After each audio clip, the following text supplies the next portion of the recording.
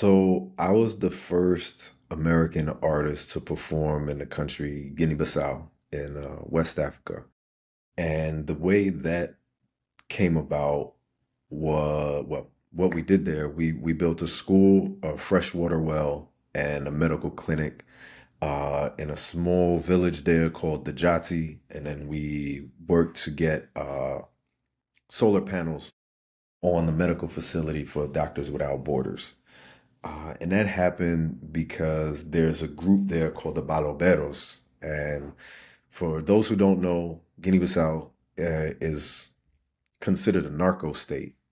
And some of the people who are in charge there, like, were and are on like the narco terrorist uh, list, whatever America puts people on the list that America should probably also be on. But we're not gonna get into that Really? Come on now. right now. But so Baloberos, they started making music that was talking about how, they are these people in power are destroying the country. This military is destroying their country because it should be like it's literally the lushest place I've ever been. It looks like you could step off of the plane, drop a seed, and a plant would grow there in like 2 hours or something. Like it's so beautiful there. They are, I think, one of the world's largest producers of cashews and some other like fruits and vegetables, and they have huge fishing population, and they're a sister country to the Cape Verde Islands because they were both colonized by the Portuguese.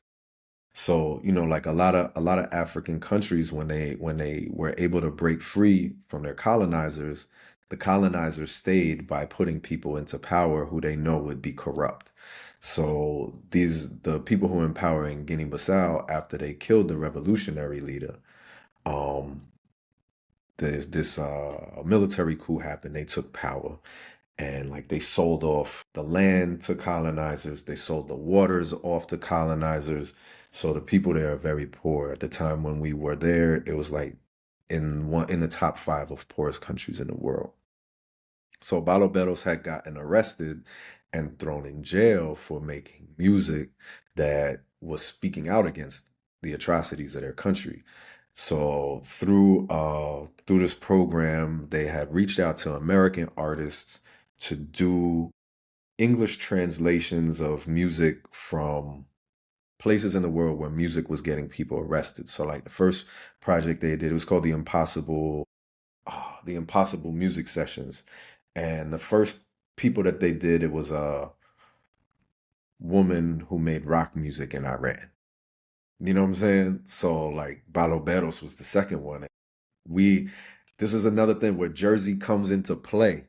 So One. Jersey, so in Guinea-Bissau, they speak like a patois of Portuguese. It's like a Portuguese Creole that's mixed with like four or five different languages that's very unique to there. So like their version of Portuguese is wild different.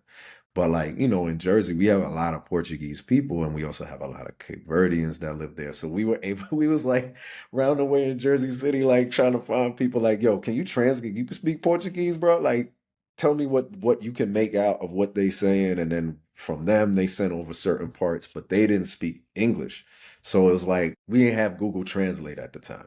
So it was like a whole thing where it was just like Jersey was the Google Translate. You know what I'm The saying? So diaspora in real time. yeah, exactly. So, I got to perform their music, and from there we were brought over to perform in Guinea-Bissau. That's crazy, man.